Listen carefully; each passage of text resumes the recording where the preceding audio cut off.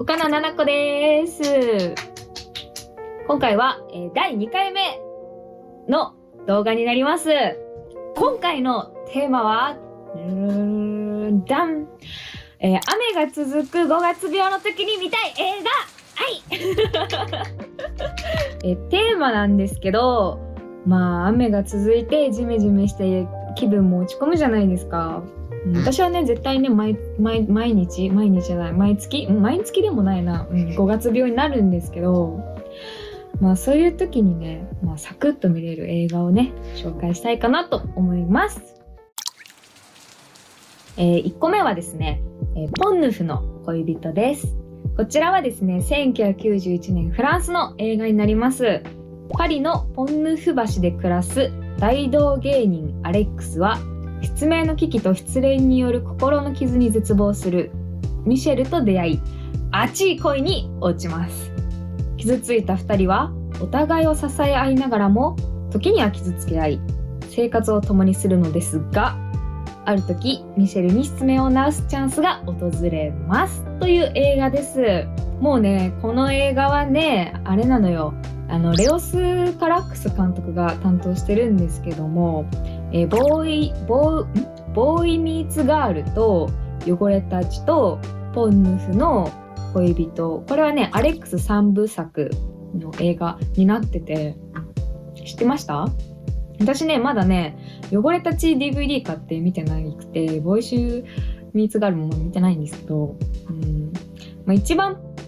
レオス・カラックスの監督で一番有名な映画なのではないのかなと思います。この映画はね、もうね、なんて言うんだろうね、説明することないんですよ。なんかね、もう見て感じ取って、いい映画だな、って思います。特に多分ね、これもうね、ポンヌフの恋人見てる人はね、もう一番好きなシーンはどこですかって聞かれたら、ポンヌフ橋で花火がバンバンバンバンって打ち上がって、2人がね、もう踊り狂うシーンがあるんですけど、本当にあれはもう本当に名場面だなと思います。あのシーンを見たいがためにもう何十回も見ました。ブルーレイも買って。それぐらい価値のある映画です。もう特に説明することはありません。もう見てください、見てない人は。続きまして、雨の日は会えない、晴れた日は君を思うです。こちらは、2015年アメリカの映画でございます。エリート銀行員のデイビスは高層ビルでひたすら数字と向き合う日々を送っていました。そんなある日、突然の事故で美しい妻が他界します。しかし、一滴の涙も流すことができず、悲しみにすら無感覚な自分に気づいた彼は、本当に妻のことを愛していたのかわからなくなってしまいます。という映画ですね。これはね、もうね、主演がね、ジェイク・ギレンホールなんですけど、この映画は、ジェイク・ギレンホールにしかできない映画だなと思います。で、ネガティブな時にこの映画を見たんですけど、すごい崖から突き落とされた気分になって、でも晴れた気分になりました。この映画を見て、主人公と一緒に私自身もすごい助けられた映画だなと思いました。なんでぜひ見てください。こんなんでいいのか？次の作品はですね、ブルーマインドです。こちらは2017年スイスの映画です。両親の都合で引っ越してきたミアが主人公です。クラスに馴染もうとイケてるグループのジアンナたちと仲良くなろうとします。はじめは彼女たちのパシリから始まり、一緒にタバコを吸い、万引きをし、酒を飲み過ごしているうちに仲良くなっていきます。親への苛立ちや子供から大人の女性への成長に対する不満を抱えるミアは、その気持ちを振り払うためにジアンナたちとの悪い遊びにはまってしまいます。しかしミアは自分が他人と違う変化をしていることに気づきます。ミアは成長と表現するにはあまりにも不気味で不自然な体の異常を感じ始めます。これはね、あまりネタバレしたくないな。ネタバレなしでも私の今言ったあらすじで気になった方はもう今すぐ見てください。動画止めてなんだっけな、ロウだったっけな、なんか少女の目覚めっていうその女の子が放ち出してるジャケットの映画があるんですけど、この映画とブルーマインドの映画はなんかね似てないんだけど、なんかこう雰囲気が似てて、おすすめです。なんかね途中までねこの映画何なんだろう、ただのヒューマンドラマって思うんですけど、もう中盤からラストに向けてもうそういうことね、美しいわあいい映画だったってなるのでよかったら見てください。主人公はどんどん変わっていくんですけど、そのB 級的な変わり方、 B 級映画には多分入らないと思うんですよね。なんか芸術点が高すぎる映像の、でもそれもすごい理解しやすい映画で、めっちゃいいよめっちゃいいよというか、女の子多分みんな好きだと思うこの映画。すごいね、あんまり言いたくないな、あらすじだけで、言葉だけで魅力が伝わるものではないですね、この映画は。もう目に入れてください、今すぐ。続きましてブラックレインです。こちらはですね1989年アメリカと日本の映画です。マイケル・ダグラス、アンディ・ガルシア、高倉健、松田優作といった豪華なキャストが共演し話題となった映画です。ヤクザ役の松田優作がニューヨークで殺人を行い逮捕されます。ニューヨークの警察マイケル・ダグラスと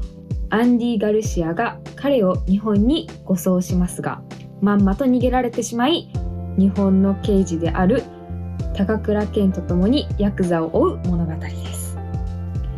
文化やスタイルの違いから対立しながらも協力してヤクザと戦う彼らの様が夜のネオン街の大阪を舞台に描かれています。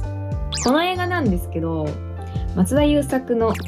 遺作となった映画でもあって、しかも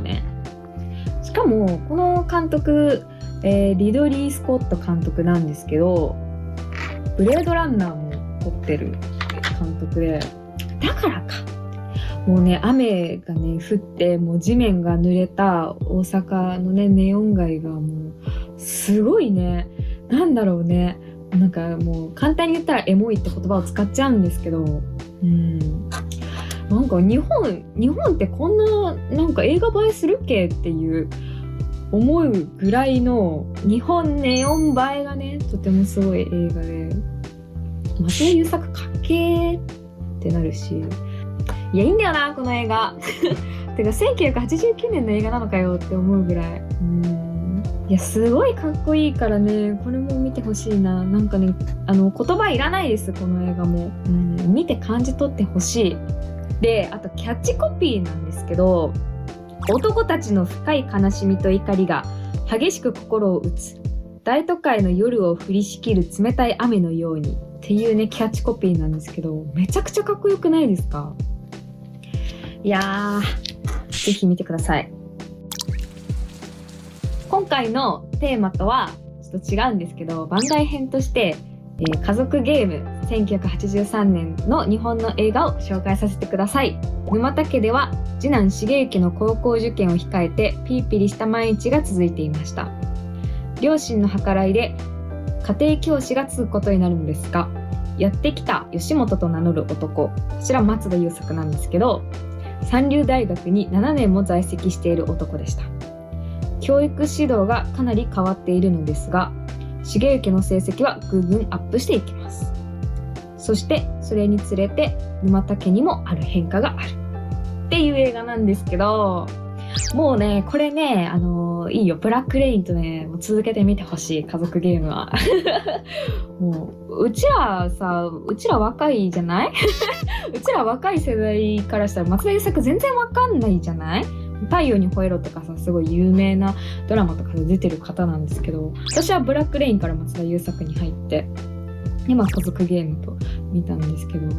もうね、これはね、もうね、なんだろう、この家庭教師吉本がね、沼田家をね、かき回す映画で、見ていてスッキリするってわけじゃないんですけど、こういう、なんだろうね、日本の映画もあるんだなっていうのでね、片隅に置いといてほしいですね。私普段全然日本の映画見なくて、本当に洋画ばっかなんですけど、家族ゲームは本当に大好きな映画です。ちょっと関係ないんですけど、ナンバーガールっていうバンドがいるんですけど、そのタッチっていう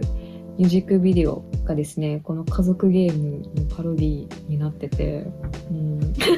ちょっと関係ないんですけどね。